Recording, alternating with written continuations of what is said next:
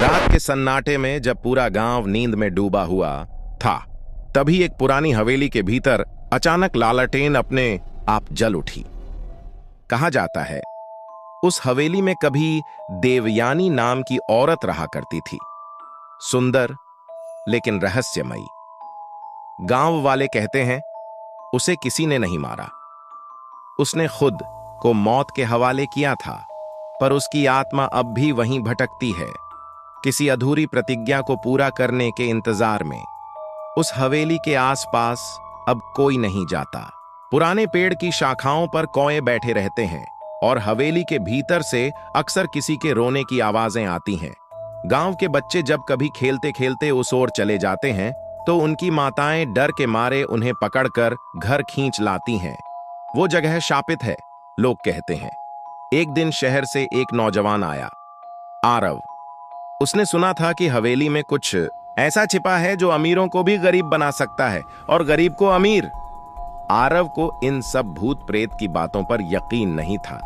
उसने ठान लिया कि वो उस हवेली में एक रात गुजारेगा और सबको साबित करेगा कि ये सिर्फ अफवाहें हैं।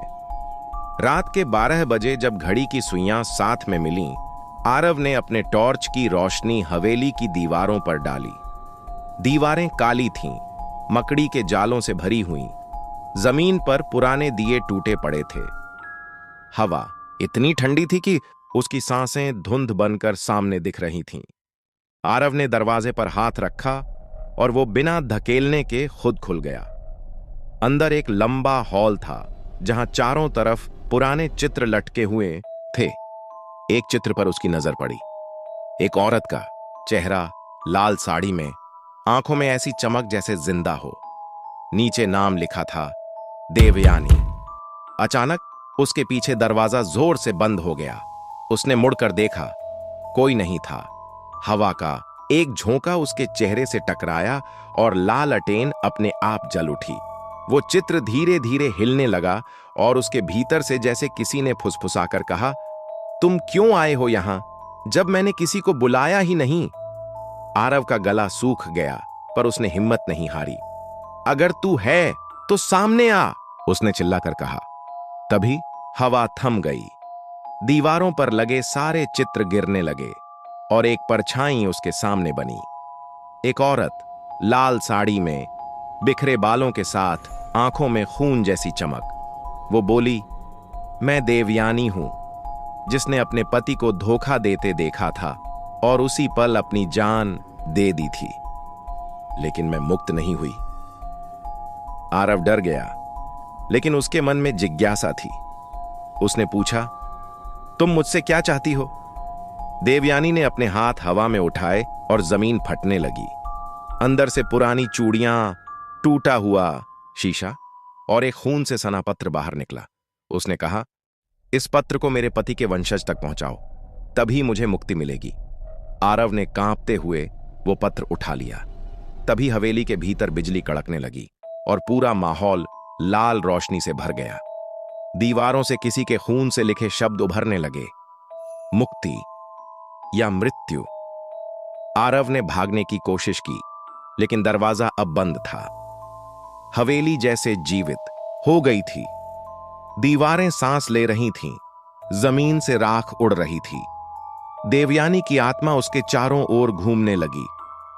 वादा करो, तुम मुझे मोक्ष दोगे, उसकी आवाज गूंजने लगी। आरव ने डरते हुए सिर हिलाया। अचानक सब शांत हो गया। हवेली फिर अंधेरे में डूब गई। आरव के हाथ में वो खून से भीगा पत्र रह गया। सुबह गांव वालों ने देखा कि हवेली का दरवाजा खुला है। अंदर आरव बेसुध पड़ा था, हाथ में वही पत्र था। जब उन्होंने उसे जगाया तो आरव की आंखों में कुछ बदल चुका था, जैसे कोई और उसके भीतर आ गया हो। वो सिर्फ इतना बोला, मैं वादा निभाऊंगा, देवयानी को मुक्ति दूंगा। गांव के बुजुर्ग बोले, अब हवेली का शाप किसी और को मिल गया है। हवेली की उस रात के बाद आरव पहले जैसा नहीं रहा। गांव वालों ने देखा कि वो अब किसी से बात नहीं करता, न हंसता, न घर से बाहर निकलता। उसकी आंखों के नीचे गहरे काले घेरे बन गए थे, और उसकी नजरें हमेशा किसी अदृश्य चीज को तलाशती रहती। वो अब भी वही पत्र अपने साथ रखता था, वही खून से सना पत्र जिसमें लिखा था कि मेरी आत्मा को तब तक शांति नहीं मिलेगी जब तक मेरा सत्य उजागर नहीं होगा। एक रात उसकी मां ने देखा आरव अपने कमरे में अकेले किसी से बातें कर रहा था। वो बोली, बेटा किससे बात कर रहे हो? आरव मुस्कुराया, पर उसकी आवाज में किसी और की गूंज थी।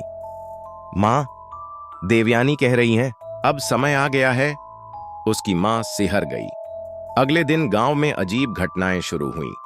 कुएं से पानी अपने आप उबलने लगा, पेड़ों से खून टपकने लगा और रात में औरत की रोने की आवाजें सुनाई देने लगीं। जो कोई भी उस हवेली के पास जाता, उसे लाल साड़ी में एक औरत की परछाई दिखती।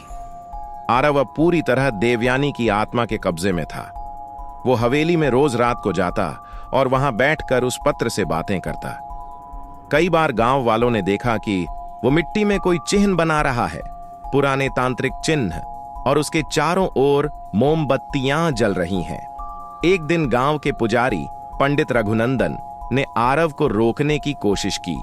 उन्होंने कहा, बेटा, ये आत्मा शांति नहीं, बदला चाहती है। अगर तुमने इसे मुक्त करने की कोशिश की तो ये तुम्हें निगल जाएगी। लेकिन आरव बोला, वो मुझ में है, अब मैं ही उसका रास्ता हूं। उसकी आंखें अब इंसानों जैसी नहीं रही थीं। उनमें लाल रोशनी झिलमिला रही थी, जैसे आग के अंगारे हों। पंडित जी ने हवेली में पूजा करने का निश्चय किया। पूरे गांव के लोग इकट्ठे हुए, पर आरव गायब था। रात के 12 बजे जब सब हवेली पहुंचे तो भीतर आरव एक पुराने आईने के सामने खड़ा था और उस आईने में उसकी जगह देवयानी का चेहरा दिख रहा था। वो बोली, जिसने मेरा जीवन छीना, उसके वंशज अब चैन से नहीं जी सकते। पंडित जी ने मंत्र पढ़ना शुरू किया। हवेली की दीवारें हिलने लगीं और एक तेज चीख गूंजी, इतनी भयावह कि सबके कान सुन्न हो गए। देवयानी की आत्मा आरव के शरीर से बाहर निकलने लगी, लेकिन आरव जमीन पर गिर पड़ा और तड़पने लगा। रुको, अभी नहीं, उसकी आवाज आई। देवयानी बोली, वो पत्र अधूरा है, उसमें सिर्फ मेरी मौत का सच है। मेरे पति की सजा अभी बाकी है। अचानक पत्र अपने आप जलने लगा और राख बनकर हवा में उड़ गया। हवेली की छत से खून की बूंदें गिरने लगीं। देवयानी ने आरव की ओर देखा और कहा, अब तुम मेरा शरीर हो, मेरा बदला तुम पूरा करोगे। उस पल आरव ने एक भयानक चीख मारी और बेहोश हो गया। जब उसकी आंख खुली, वो खुद को अपने घर में पाया, पर आईने में उसका चेहरा अब आरव का नहीं था, वो देवयानी का था। धीरे धीरे उसने महसूस किया कि अब उसके हाथों से औरों को छूने पर ठंड लगती है। उसकी परछाई गायब हो गई थी और जब भी वो किसी औरत के पास जाता, उसके कानों में देवयानी की हंसी गूंजती। मैं लौट आई हूं। गांव में अब मौतें शुरू हो गईं। पहले वो परिवार मरा जिसके पूर्वजों ने हवेली में देवयानी को धोखा दिया था। फिर वो तांत्रिक जिसने उसके पति को बचाने की कोशिश की थी, वह भी रहस्यमयी तरीके से मरा। उसकी देह पर लाल साड़ी के टुकड़े मिले। गांव के लोग अब समझ गए थे कि आरव अब इंसान नहीं रहा। उन्होंने उसे बांधकर मंदिर में बंद कर दिया, पर जब दरवाजा खोला गया, अंदर कोई नहीं था। बस दीवार पर लिखा था, मैं वहीं जाऊंगी जहां मेरा न्याय अधूरा है। उस दिन से हवेली फिर से वीरान हो गई। पर अब कभी कभी रात में गांव के बाहर लाल साड़ी में एक औरत दिखती है।